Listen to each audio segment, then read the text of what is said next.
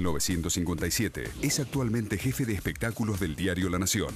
Carlos Ulanowski nació en Buenos Aires en 1943. Su último libro es una completísima biografía de Tato Bores. Conduce Reunión Cumbre en Radio Nacional. Uno es un gran polemista en Twitter. El otro jamás lo usaría. Uno es un feroz crítico del gobierno nacional. El otro está muy a favor. El último libro que escribieron Sirven y Ulanowski juntos es Qué desastre la TV, pero cómo me gusta. Uno es enérgico y categórico, otro es reflexivo y tolerante. Aparte de trabajar juntos, son amigos. Hoy, en Mundo Casela, Pablo Sirven y Carlos Ulanowski.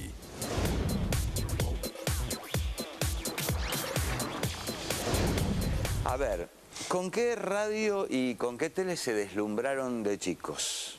Niñez, adolescencia. ¿Qué es lo que te despierta, supongo yo, la vocación?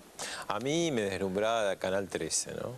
Era un telepibe más, sí. Un chico de los 60, ¿no? Eras del 13. Del 60. La radio la tomé un poco más tarde, acá sí que va a haber un tema generacional. Yo en los 60 era... ¿Que no escuchaba Fontana? Escuchaba más, empecé a escuchar más, por ejemplo, a Betty Elizalde por la noche, al Negro Martínez. 7 lunas de Crandall. Exactamente. Después al Negro Martínez también. Sí. Pedro Aníbal Mancilla, Moderna en la noche. Exactamente, también. Y a Fontana lo escuchaba, pero a veces de refilón. No porque lo pusiera yo. ¿Y Carlos? Sí. A mí... Rivadavia de esa época, sí. La radio que...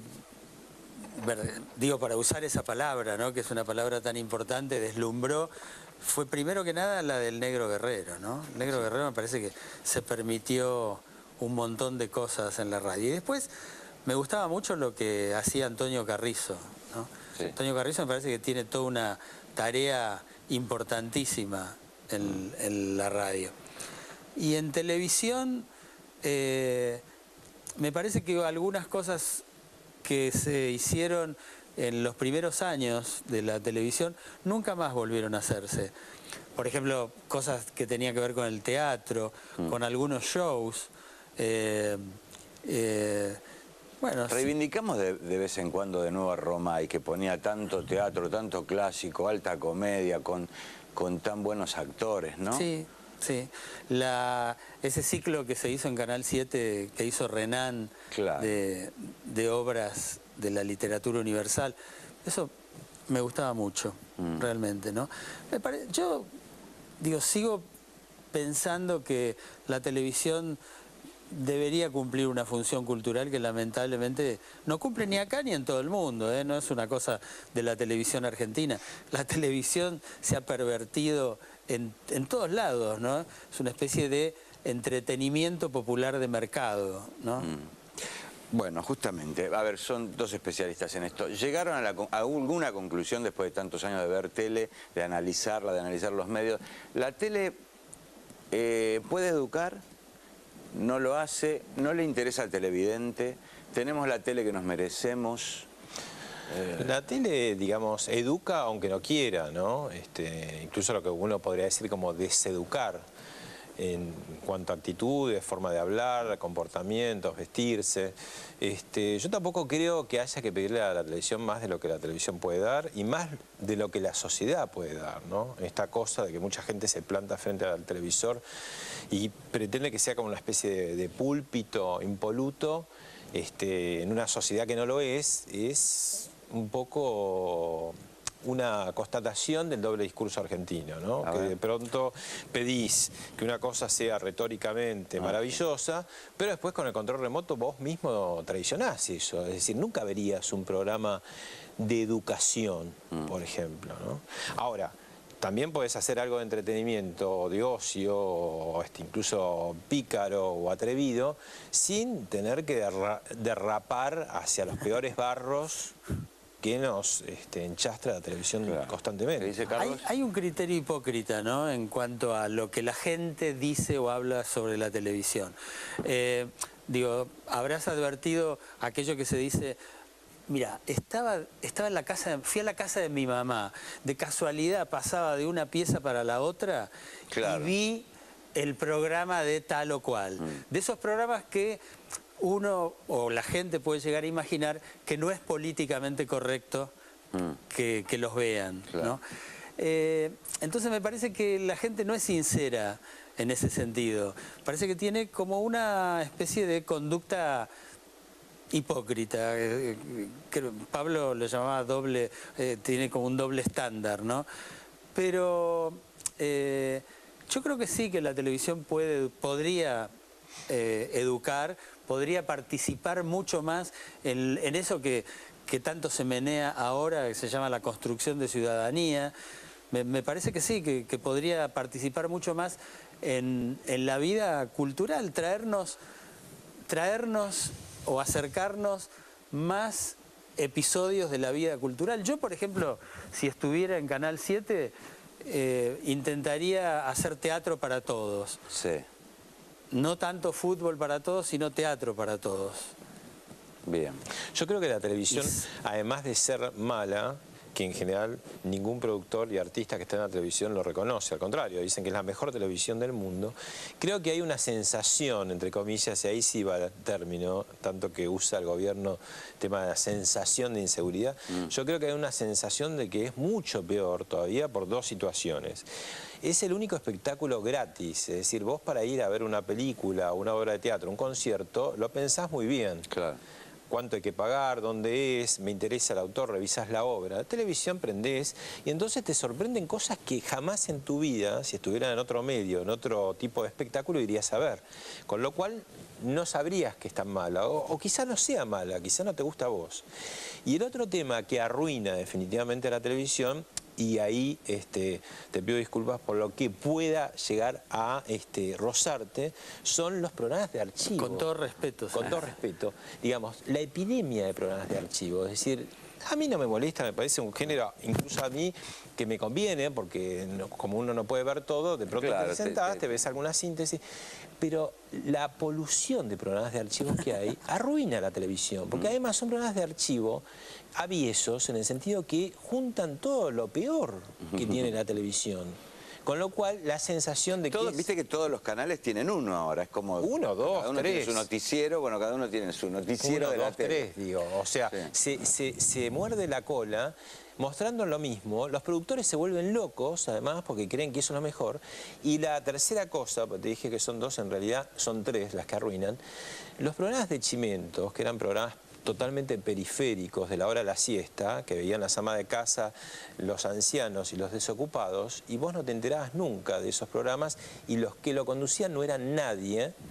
Ahora, con los programas de archivo, son exportados, entre comillas, al prime time, y se convirtieron en glorias de la televisión, ¿no? Tanto es así que este verano quedaron consagrados los dos principales referentes como conductores de programas de la noche, ¿no? Vos decís que a Real y a Canosa nosotros los llevamos a otro canal, los programas de archivo los llevamos de la siesta, conseguimos trabajo, más trabajo. A las 9 de la noche, a las 10 de la noche, y hoy son mucho más importantes, ¿no? Pero digo, ¿no será que la gente quiere chismes, Pablo? ¿No será eso?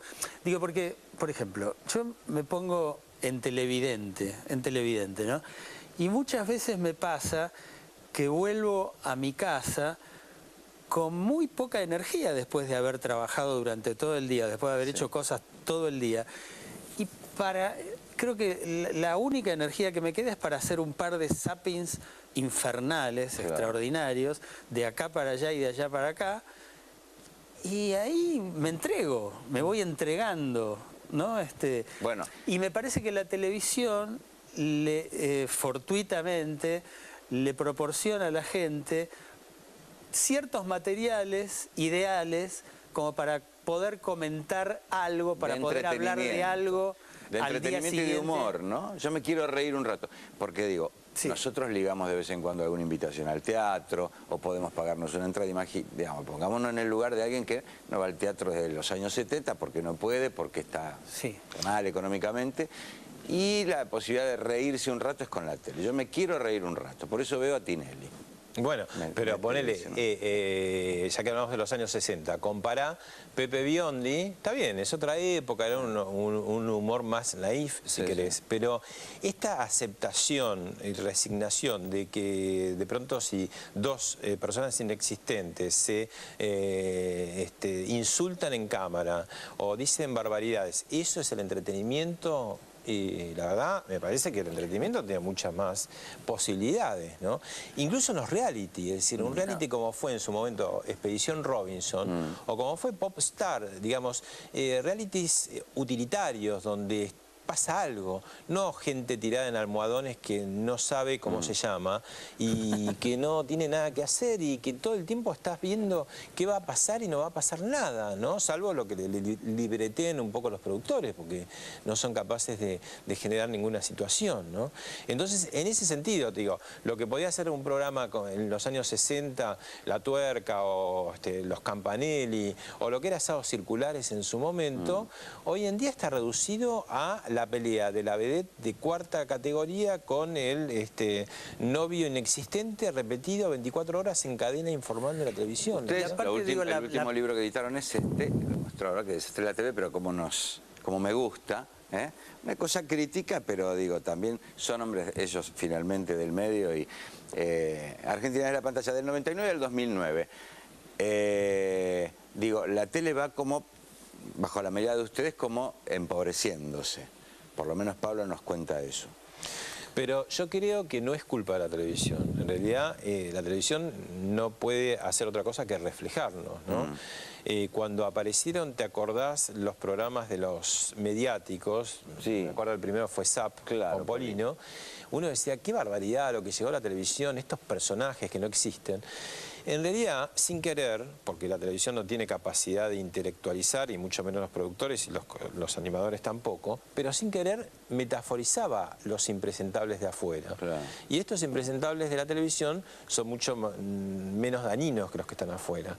De alguna manera la televisión con esos programas también... Pero por ahí también volvemos a lo que decía Carlos, por ahí la gente quiere ver un poco de Chimento, la gente quiere reírse o ver cómo se pelean dos personas. O ver a algún personaje... Claro, nunca entendí demasiado bien por qué, por ejemplo, siempre digo, para mí era una incógnita, digo, ¿por qué en el noticiero central, por ejemplo, ponen una escena de 55 segundos de una pelea a trompadas en el Parlamento de Taiwán? Y alguien me explicaba que eso tenía que ver con la necesidad de generar adrenalina en la gente y que eso era una especie de sensación satisfactoria. Bueno, eso provocaba una sensación satisfactoria. ¿Habrán analizado los cambios del contenido de los noticieros? Los noticieros hace unos años eran las primeras páginas de los diarios, hoy son las páginas de la nota color, ¿no? Ahí está analizado eso, digo, cómo fue cambiando el noticiero, que fue un tinglado natural de la realidad, del tratamiento de la realidad, cómo fue cambiando a partir de que se le empezaron a insertar dramatizaciones. Hoy un noticiero te abre con la llegada de un oso panda al zoológico de Berlín sin culpa, como una nota color y que además mide bien, mide bien. Claro. Se revistó, el primero que lo revistó fue allá lejos y hace tiempo, Carlos Montero, año 66, Telenoche, el único noticiero, el noticiero más antiguo de la televisión argentina, porque sigue en el aire, ¿no? Y las duraciones... Con Percivale y Mónica y Tomás Eloy Martínez de columnista, ¿no? Claro. O sea, estamos hablando, por eso te digo, ¿cómo cambió la televisión que podía tener un columnista como Tomás Eloy Martínez? Pero ya Maidana relataba algunas notas color de la calle, ya le cambiaba el tonito, digo, ahí se empezaba a cambiar un poco, se daban cuenta que la gente ya no quería algo tan solemne, tan duro. El problema es la duración de los noticieros, porque para mí el mejor noticiero fue Reporter Eso, que duraba 15 minutos, ¿te acordás? Armando Repeto, 23 horas, Canal 11, Tele 11, y en los últimos años el noticiero, especialmente el noticiero vespertino de la primera noche, se convirtió en realidad en la cláusula de ajuste de programación de los gerentes. Es decir, a ver, che, lo alargamos para primerear al otro o esperamos al otro, y terminó algunas veces durando 2 horas.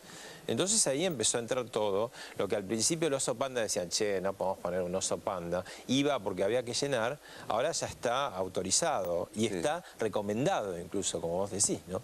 Ahora, de ahí que el televidente pueda después decir, bueno, ¿qué es lo importante? En un diario se trata de privilegiar, bueno, lo más importante va más arriba, abre.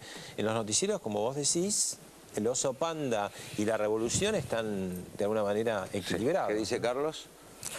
No, yo estaba escuchando nomás, no tengo una... A ver, hay noches que hay 30 y pico % de encendido en cable. fuerte dato que digo, le pagan, ¿no? Yo pensaba, digo, vieron que hay como argentinas que no se conocen entre sí. Quiero decir, un chico de Florencio Varela probablemente no tenga demasiado que ver con un chico de Palermo en cuanto a hábitos, de consumo, de música que escucha, de lugares a los que va a bailar, de ropa que se pone. Un chico del conurbano, de Moreno y de Belgrano, seguramente van a ir a locales bailables diferentes, hablan por ahí, usan términos diferentes y demás. Está muy separada la Argentina en ese aspecto, en 15 kilómetros. Y me parece a mí que se nota en la tele. Me parece, a ver, digo, es posible que ese chico de Florencio Varela y el de Belgrano no se crucen nunca, ni siquiera en el día, ni siquiera en un medio de transporte. Pasa esto. Sí, y por ahí se ve en la tele. El que ve Friends o el que ve Doctor House, posiblemente no se pare ni un minuto en lo de Tinelli. Y viceversa, el que ve Tinelli todas las noches no sabe qué es Doctor House. Digo, esta diferencia que se ve, digo, social, me parece que ya se está viendo en la tele, como consumo, ¿no?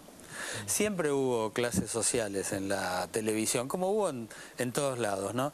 Pero, digo, me parece que hoy, por ejemplo, la televisión está demasiado entregada a la generación de la adrenalina, a la pura generación de la adrenalina por la adrenalina misma, ¿no? Entonces, esos programas en donde me muestran peleas en el conurbano, por ejemplo, chicos que salen de bailar a las 6 de la mañana y empiezan a rosquearse en la esquina. Digo, ¿qué me significa eso? ¿Eso qué es? ¿Antropología? No, no es antropología. ¿Qué es novela de la realidad? Tampoco, tampoco. Es necesidad de impactar con algo. Sí. Es eso, ¿no? Digo, y qué bueno sería que me muestren realmente cómo viven esos chicos. Primero que nada, en lugar de cómo se pelean. Sí, digamos, vimos a un tipo explicándonos cómo hacer determinado tipo de droga, cómo elaborarla y cómo, con qué condimentos prepararla, dando clase como... Un horror. En algunos programas de investigación. ¿El Twitter democratiza la comunicación o es nada más que un elemento para que incluso personas anónimas difamen a otras? Porque ahora se están peleando mucho entre conductores. No tengo, yo en serio te lo digo, no tengo autoridad moral ni material para hablar de eso porque no utilizo esta red. Más o menos conozco lo que es y me parece que el Twitter, y aprovecho que está mi amigo Sirven aquí al lado, me parece que expone de una manera a veces desagradable a gente que no debería quedar expuesta de ese modo. Así que te pido, Sirven, que te controles con el Twitter. Pablo es un tuitero, por lo menos en estos días, un tuitero fuerte, que a veces algún tuitero acá se enfrenta, te pegan algún palito, ¿no? Sí, yo creo que Twitter es, digamos, un síntoma de los medios virtuales de los últimos tiempos, donde cambia radicalmente un poco el concepto, ¿no? De un emisor y muchos receptores. Sí. Ahora hay como un ida y vuelta. Por un lado. Por el otro, por ejemplo, mis hijas. Pero a ver, vos escribís, ¿no? Escribís algo. ¿Cuántos receptores tenés? Más o menos. Yo ahora 25.000. Es un número ya, digamos, para ser periodista gráfico, no estar en radio y televisión, es bastante importante. Lo cual no me cambia radicalmente lo que yo vengo haciendo hace 35 años. Es decir, tengo que cuidar cuando meto el dedo en la tecla. Bueno, de última, a Pablo le puede divertir tener 4.000 seguidores y todos los días poner una frase de Groucho Marx, si le gusta. Cada cual hace lo que quiere, hay algunos que son temáticos, otros que hablan de nada, otros que algunos dicen, entro a bañarme. Claro, estoy para la tele. Estoy en tal lugar, ¿viste? Ahora, yo tengo 4 hijas. Qué atentos que me avisan de eso. Sí, sí, hay una necesidad. Pero yo digo, hay gente que tiene entre la radio y la tele. En mi caso tengo como 5 horas que no digo que estén bien empleadas, pero digo, entre la radio tengo como 5 horas al aire. Yo no necesito comunicar nada más. Me puse un Facebook de los Beatles porque me gustan los Beatles, pero no para contar que estoy yendo a la tele a esta hora, ¿no? Pero cada uno usa el Twitter como quiera. Ahora, yo tengo 4 hijas entre 18 y 25 años y retomando algo que decía Carlos en Twitter te expones. Pero digo, no hacemos otra cosa que exponernos de que estamos en los medios. Sí. La diferencia es que yo no escuchaba lo que decían. Yo presumía que cuando publicaba un libro, una nota, lejos, en las casas, en los bares, había mucha gente que decía, qué bueno que está lo que ahora dice este recoges tipo. mejor. Y otros que decían, este es un tarado lo que está diciendo. Ahora lo escucho, ahora lo veo, me lo escriben, ¿no? Pero no es ¿Pero cuál es la esencialmente... diferencia? No entiendo. No, que no hay diferencia. Que tenés un mejor registro de... Que ahora lo ves, o sea, lo tenés, lo que yo sabía que pasaba, que hay mucha gente que le gusta lo que escribís y mucha gente que no, esto fue siempre así. Seguro. Ahora lo lees en Twitter. Si estás en Twitter, lees el tipo que te felicita por tal cosa o que no le gusta tal otra. Por un lado es como, te viene bien como te baja un poco del pedestal, Sí. Por el otro lado te enseña, si no te agarra un ataque de ira, a más tolerancia. Es decir, bueno, este tipo que diga lo que quiera de mí, salvo que me insulte, si me insulta yo lo bloqueo directamente, pero si quiere decir de mí lo que quiera, está todo bien, porque ese es el juego democrático. Yo estoy opinando toda la vida de todo, no me voy a enojar ahora si vienen a opinar de mí, ¿no? Y después construyen personajes y fantasías sobre tu perfil y te ponen y te sacan cosas. Bueno, si uno está sobre un escenario mediático, te lo bancás. Y si no te lo bancás, bajate del escenario. Vos te has cruzado desde con el canciller Timerman hasta Rial o el Chavo Fuchs. O no sé, tenía apuntado Sí. acá Víctor Hugo Morales. Sí, Que si es una discusión que vale la pena, está bueno. La verdad que en ninguno de los tres casos no valieron la pena y yo traté de no seguir esa discusión, ¿no? Pero bueno, después quedás porque empiezas a replicar rápidamente en internet.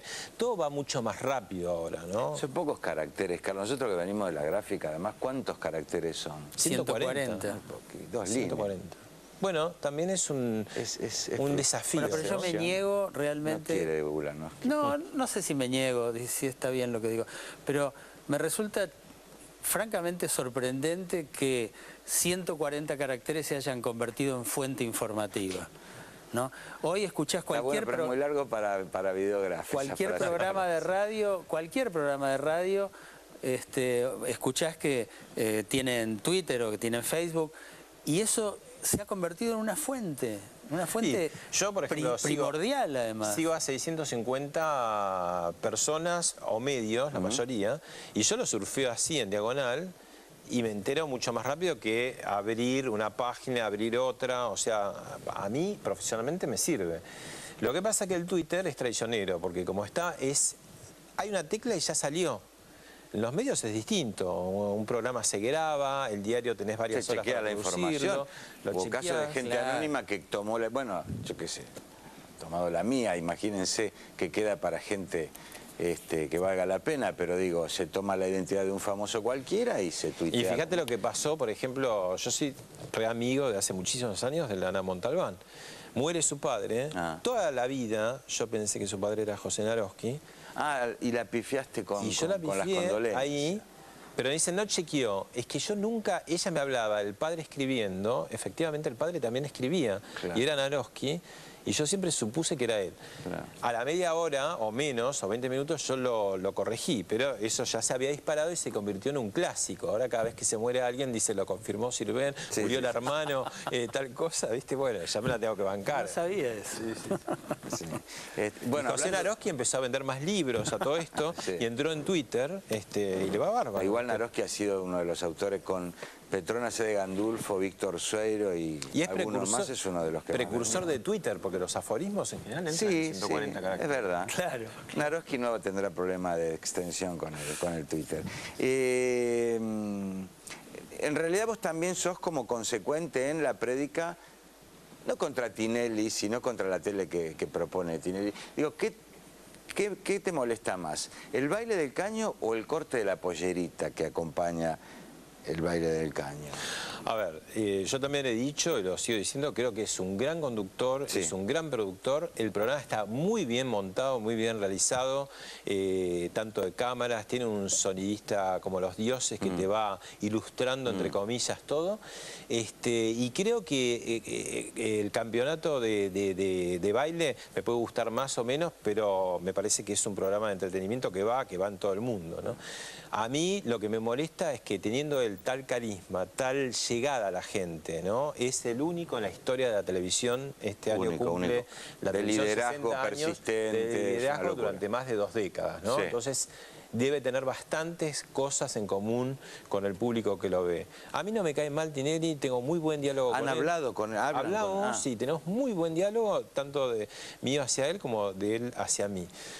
Lo que yo a veces digo, en el caso de la pollerita, por ejemplo, es realmente una metáfora de un acoso laboral. Digo, tu empleada, le estás cortando la pollera, hay como una utilización de la mujer objeto como muy sostenido, y a él a veces derrapa con cosas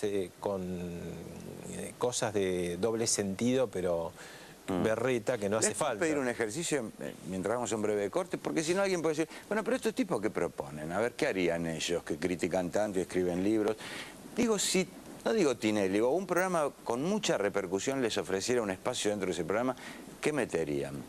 Te doy un bloque, Carlos, te doy un bloque, Pablo, te doy media hora de ese programa. ¿Qué harían ustedes?